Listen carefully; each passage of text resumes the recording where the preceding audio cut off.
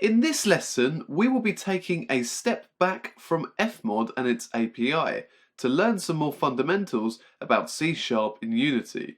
Whilst we've touched on them ever so briefly before in the Soundbanks lesson of Module 4, today we'll be taking a look at how functions can return or produce data on top of performing whatever behaviour we tell them to do. Now, normally for these lessons, to help cement the concepts that we discuss into your brain, I try to find a purpose for each lesson, showing how whatever we're discussing can be used in order to implement audio. But for this lesson, there isn't any particular type of sound or audio technique that we can use return functions for on their own. However, later on in this module, we will be using them alongside some other C# topics that we haven't yet discussed in order to learn how to use some really cool and almost unknown FMOD tools. So whilst this lesson might feel a little dry on the audio side, I promise that learning how to use return functions will massively benefit you later on. With that out of the way, the first thing we're going to do is set ourselves up to learn, test, and mess around with return functions without interfering with our 3D game kit too much. The first thing I'd like you to do is make your way over to the start scene in your project, as we'll be using this scene as it uses the least amount of assets and therefore will be the quickest scene for us to play and test the scripts we're going to create with. Now for this lesson, we're going to create a new script and use it to practice learning about return functions with. So in the project tab inside your assets folder, I'd like you to create a new folder. And I want you to call it Practice Scripts. Then open up the folder, and inside here we'll create a new C# script, and we're going to call this Return Functions Practice Script. After that script has finished compiling, we're going to create a new empty game object, and we're going to call it Practice Object. Now the last thing for us to do is to attach the script we made to our new object. Great! Now that we've set up our practice script and practice object, it's time to edit the script and learn all about return functions. So as we know, functions are a way for us to tell our game to perform different tasks or to do different things depending on what data we write inside the body of the function and how we tell our function to manipulate that data. Functions are essentially what make our games actually do stuff. But not only can functions follow instructions with data that we give them, they can also provide or output new data of a specific data type for us to use elsewhere in our script. These functions are known loosely as return functions or functions that return values because they return us with new data. Now the way we declare a return function is quite simple. Up until now, every function that we've ever declared has started with the key word void. Void is simply used when declaring a function that we do not want to produce any data and just want to use to perform instructions with only.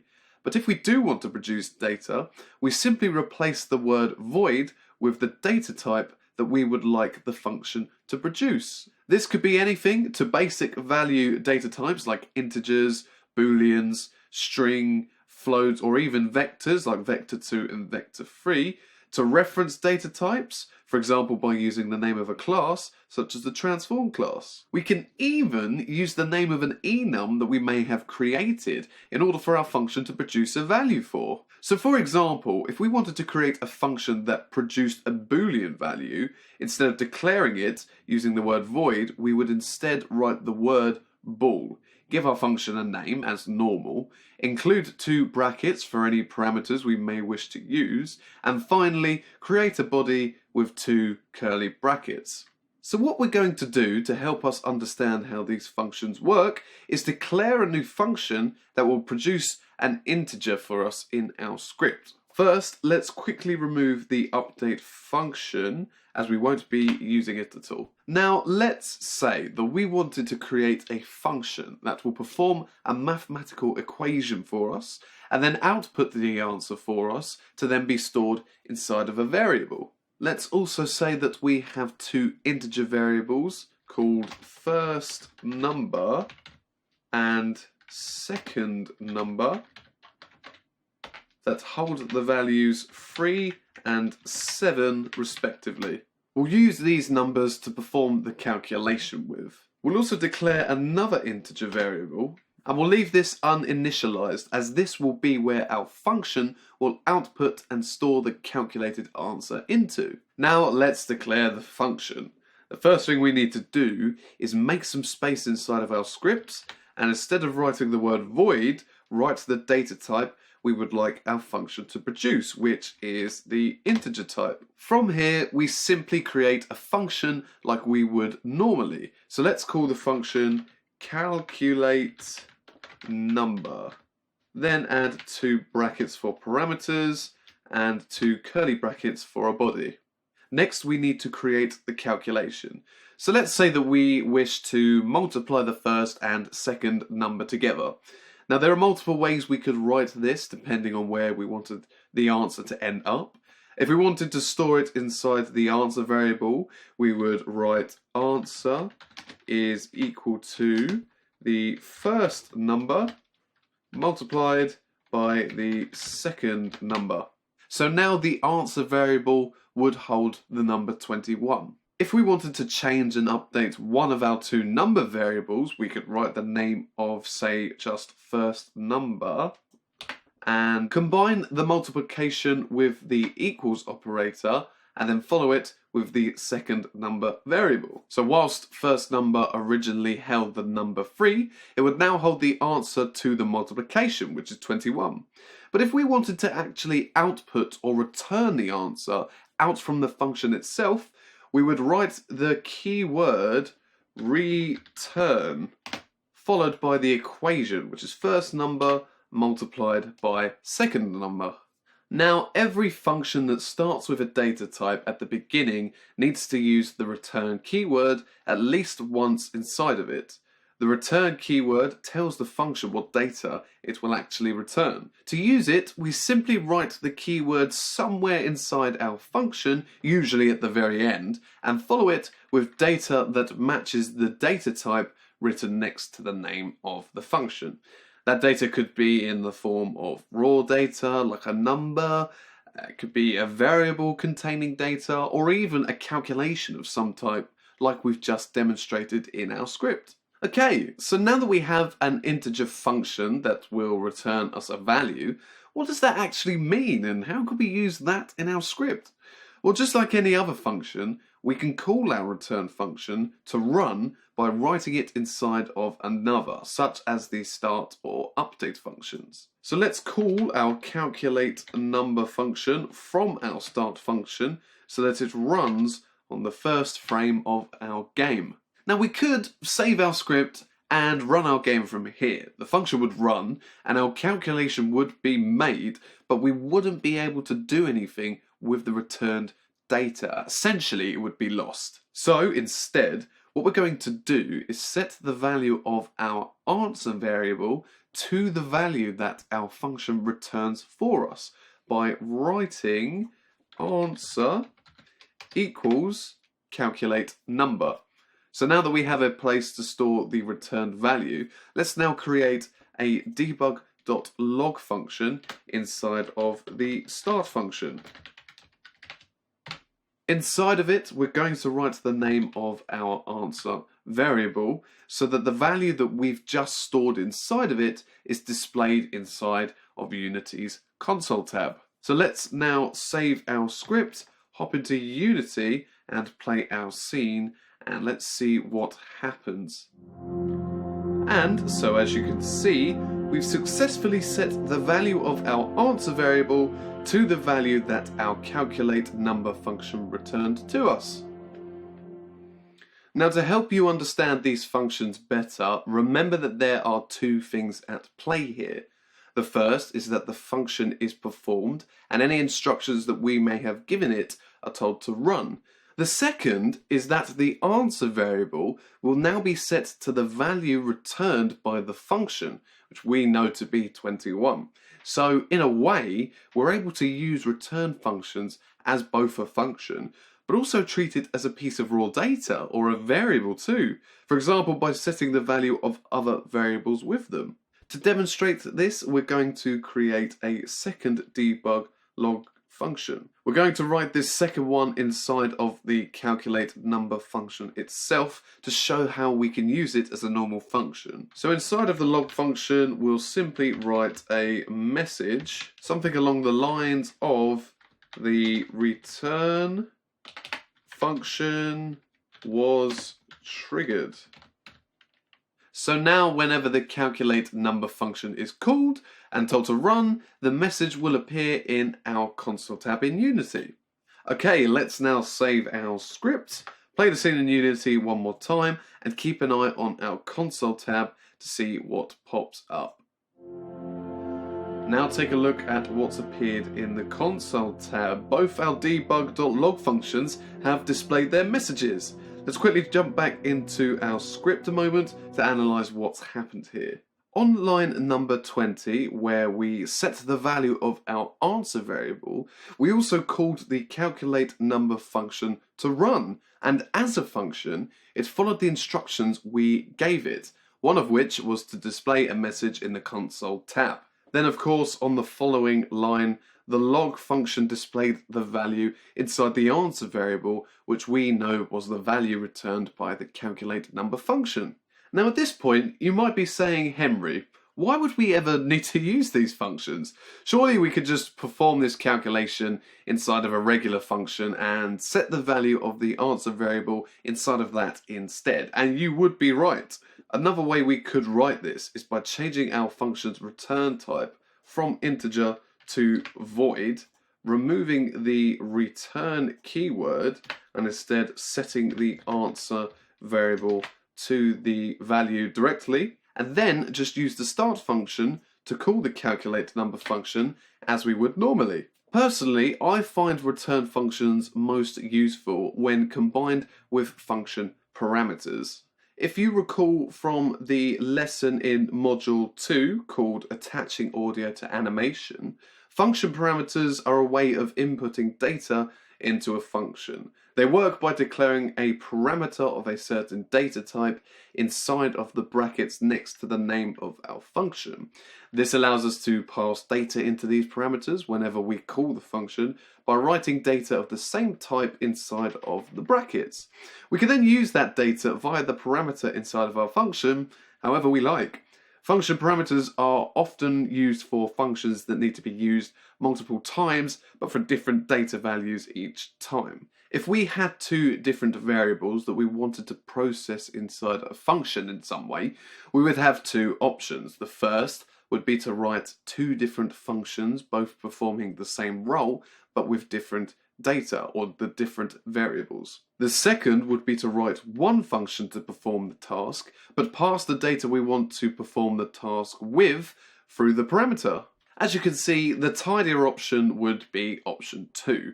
Not only does it mean that there are less functions for our game to remember, but it also makes our functions and therefore our scripts a lot cleaner for us to work with. So what happens when we take a return function and give its parameters? Well, we create something that resembles a machine that we can give information to, tell it to do something with that information, and it will produce some new information for us. Just like machines, these functions have an input and an output. The input is the parameters and the output is the returned value. So let's say that we had multiple variables holding numbers that we need to process in different combinations. Well, by using a function with parameters and a return type, we can do just that without needing to create functions dedicated to each combination. So in our script, we'll create 3 more integer variables and we'll call them third number, fourth number, and fifth number respectively. We'll also give these variables the numbers 4, 10, and 2. Now we still want to multiply these numbers together, but at the moment our function is hard-coded to only multiply the first and second numbers together. Now, we still want to multiply these numbers together, but at the moment, our function is hard-coded to only multiply the first and second number together. So we want to introduce parameters to this function so that we can decide which numbers we would like it to process as we call the function. By the way, the term hard-coded is used to refer to a part or parts of a script that can only be changed by editing it directly. So inside of the parameter brackets of our function, let's create two new integer parameters. The first we'll just call A, and the second we will call B. Next, let's change our function back to a return function, and we'll again have it return an integer value. Following that, we'll also change the line of code that we have inside of the function so that instead of multiplying the first number with the second specifically, we'll multiply A by B and we'll also return the answer. And now this function will multiply any two integers that we give it and give us an answer in return. So in the start function now, we could, for example, set our answer variable to whatever value is returned by the calculate number function if we set the parameters of A and B as fourth number and second number. Following this, we could even do it again, but this time changing the value of, say, the fifth number to whatever value is returned by the calculate number function if we set A and B as the answer variable itself and say the third number. And so on and so on. You get the idea. Simply by combining function parameters with a function that returns a value, we've created something that can multiply any two numbers for us and provide us with an answer. Now, the last thing to consider when creating functions with a return type is what to do when using if statements or any type of branching method like else if, else and switch statements. Sometimes we may want to return the result of an if statement, and we can totally do that simply by declaring an if statement within our function, setting a condition as normal, and then including the return keyword somewhere in the body of the if statement. However, we must remember that with if statements, even if we don't write it down, there is always an alternative scenario or outcome to the condition we set.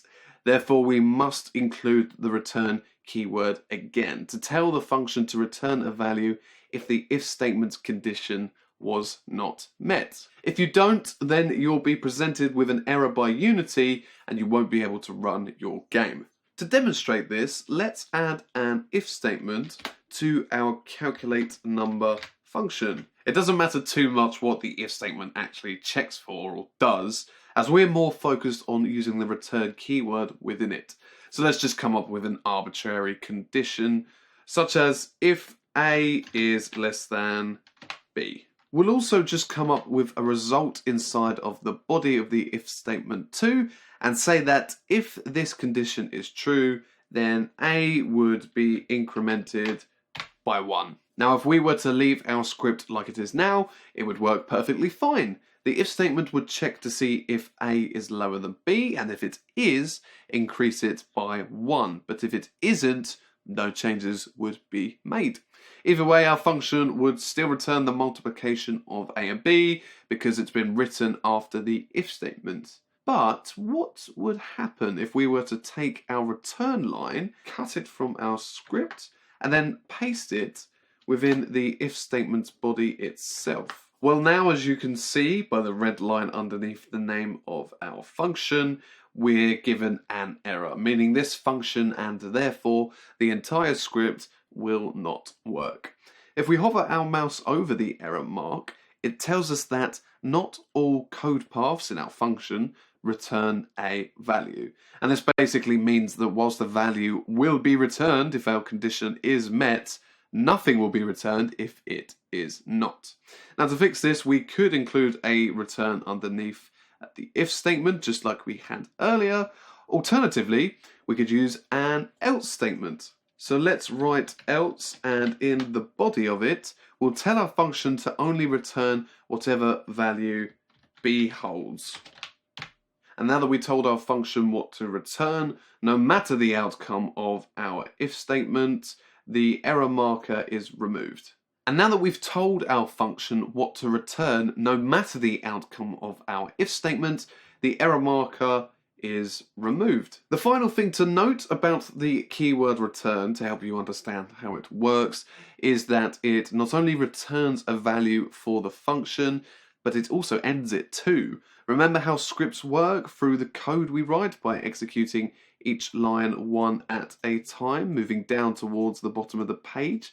Well, by writing the word return, we're telling our function that it's finished and there is no more code left for it to process. For example, if we were to include a return above the if statement that we created and just tell it to return A, we wouldn't get an error, but Visual Studio would highlight the if statement to us by turning the text color gray and leaving a yellow mark below it. Now, if we place our mouse cursor over it, it says unreachable code detected. What it's saying is that whenever this function is run, the return above the if statement will always be processed first, therefore ending the function. Now, we could still use our code like this, but Visual Studio is trying to tell us to remove the if statement as it has been made redundant. Now, you may be thinking, but wait a moment. Earlier we put a return inside of our else statement, and that was below the one in the if statement, and it worked fine. Again, that's because the else statement was a branching path separate from the original if statement. Because it's possible that the condition inside of the if statement would not be met, we were able to include a second alternative return so that the function had something to return no matter what happened. However, when we include a return above our code outside of a statement, it is guaranteed to be run by our function, removing the need for anything below it. And that is the basics that you need to know about return functions. Hopefully you now understand a little bit more about why we've been starting all of our functions with the keyword void up until now and what its purpose is. Personally, return functions was something that confused me for what felt like the longest time. For me, remembering that analogy of a machine really helps, where the function parameters are where you input information into the machine, and anything following the keyword return is what will be outputted. So hopefully you've been able to grasp them a little quicker than I could. Feel free, as always, to go back over this lesson or refer to the notes and resources below. And once you feel confident with it, head on over to the next lesson.